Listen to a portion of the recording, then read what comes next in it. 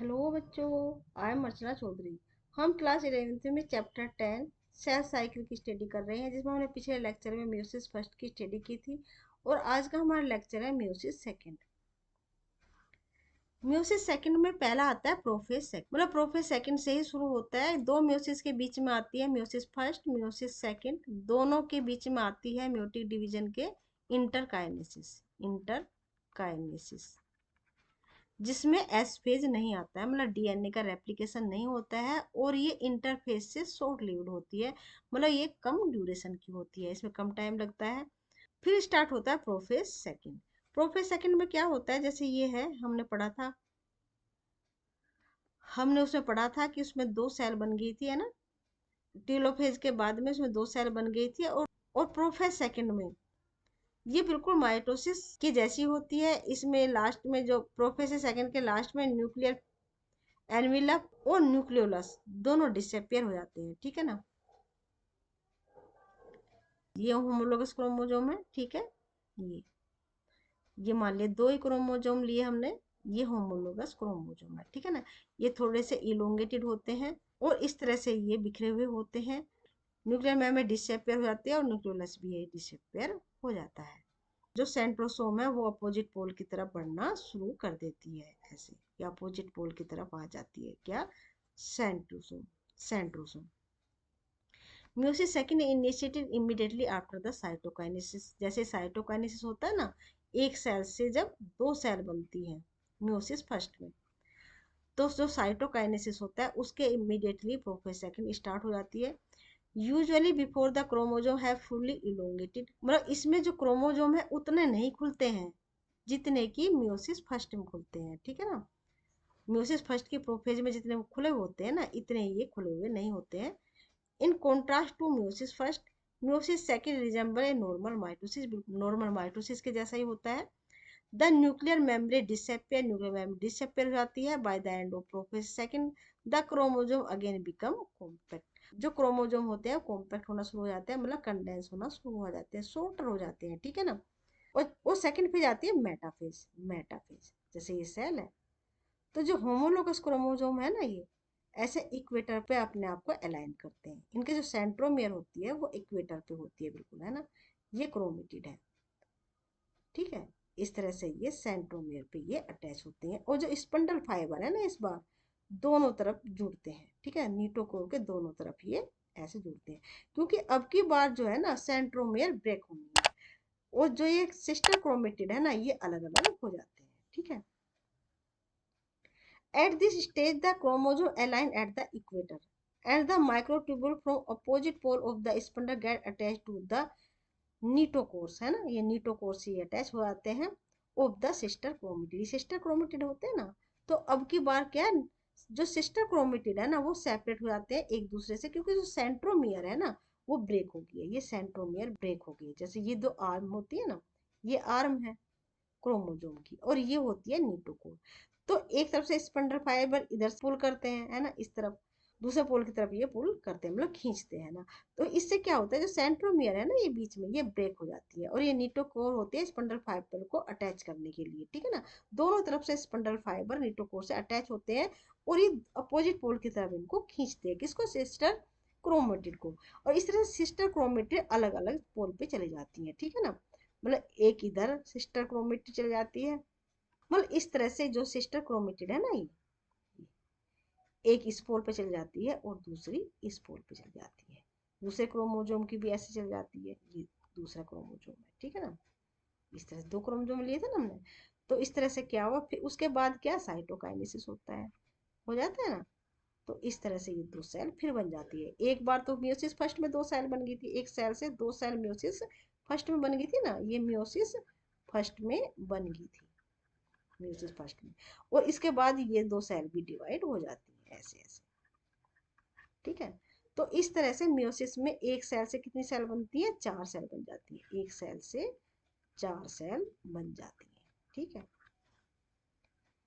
NFA second, it begins with the simultaneous splitting of the centromere of each chromosome। दोनों chromosome के जो centromere है ना वो स्प्लिट हो जाते हैं, which was holding the sister chromatid together. मतलब इसी से जो जो सिस्टर क्रोमेटिड थी ना, दोनों जुड़ी हुई थी, किससे, सेंट्रोमियर से, और सेंट्रोमियर का ब्रेक हो जाता है तो सिस्टर क्रोमेटिड है वो अलग अलग हो जाती हैं, allowing them to move opposite pole of the cell, और इस तरह से दोनों अपोजिट पोल की तरफ बढ़ जाती है, कौन, sister chromatid, by sorting of the microtube attach to the nucleole. जो माइक्रोट्यूबुल्स है ना ये बीच में, जो माइक्रोट्यूबुल है ना ऐसे, ये शॉर्ट होना शुरू कर दे, शॉर्ट होंगे तो ये खींचेंगे ना इस तरफ, ये इस तरफ खींचेगी और ये इस तरफ खींचेंगे, क्योंकि शॉर्ट होने लगी है ना तो खींच जाती है दोनों दूसरे साइड। तो इस तरह से दोनों अपोजिट पोल में पहुंच जाती है। उसके बाद आती है in which the two group of the chromosome once again get enclosed by the nuclear envelope, ठीक है ना। तो जो सिस्टर क्रोमेटिड ये अलग अलग हुए ना, उसके बाद जो न्यूक्लियर एनवेलप है वो दोबारा से रीअपियर हो जाता है और साइटोप्लाज्म का भी डिवीजन हो जाता है। Cytokinesis follow resulting in the formation of tetrad of the cell, four haploid daughter cell. Tetrad मतलब चार, टेट्रा मतलब फोर होता है, और जो म्योसिस फर्स्ट में उसमें डायड बना था, मतलब दो, डायड मतलब दो सेल बनी थी, उन दो सेल से फिर चार सेल बन गई, मतलब टेट्राड मतलब चार सेल। और दूसरा सिग्निफिकेंस क्या हुआ इसमें, हैप्लोइड डॉटर सेल बनी, क्योंकि जो हैप्लोइड कंडीशन है ना वो तो म्योसिस फर्स्ट में ही जनरेट हो गई थी, है ना, क्योंकि उसमें जो क्रोमोजोम है ना उसमें स्प्लिटिंग हुआ था क्रोमोजोम का, है ना, सेंट्रोमियर का नहीं हुआ था, क्रोमोजोम का स्प्लिटिंग हो गया था, आधे आधे क्रोमोजोम दोनों पोल पे चले गए थे, तो इसका मतलब उसमें हैप्लॉइड क्रोमोजोम संख्या रह गई थी, आधी रह गई थी। जबकि मियोसिस सेकंड में ऐसा कुछ भी नहीं होता, उसमें सेंट्रोमियर का डिवीजन होता है, मतलब जो सिस्टर क्रोमेटिन है ना वो अलग अलग हो जाती है।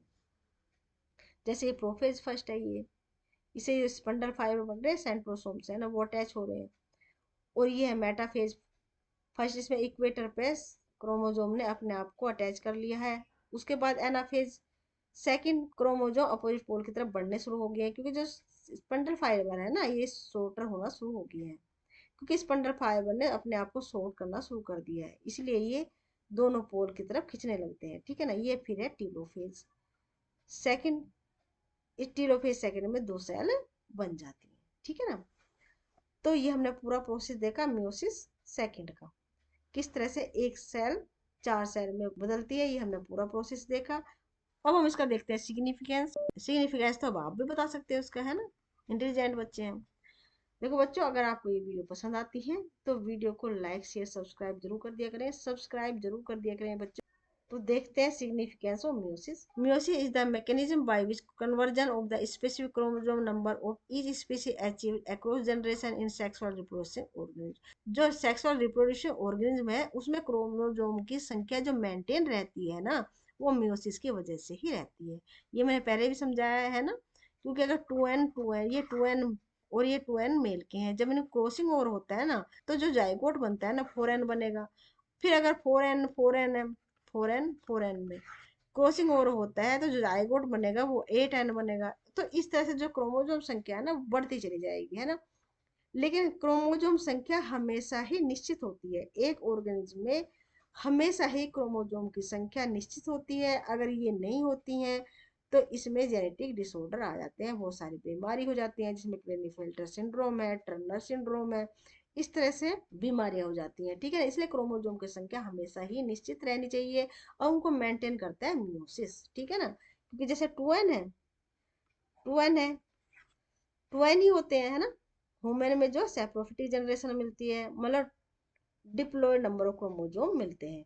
जब टू एन में जब मियोसिस होती है ना, मियोसिस, तो हैप्लॉइड नंबर ऑफ क्रोमोसोम रह जाते हैं। जब इनमें क्रॉसिंग ओवर होता है तो दोबारा से फिर टू एन नंबर हो जाते हैं। मतलब जो मियोसिस से, मतलब मियोसिस के कारण क्रोमोसोम की संख्या हाफ हो जाती है और फर्टिलाइजेशन की वजह से क्रोमोसोम की संख्या टू एन हो जाती है, मतलब मेंटेन हो जाती है, डिप्लॉयड हो जाती है।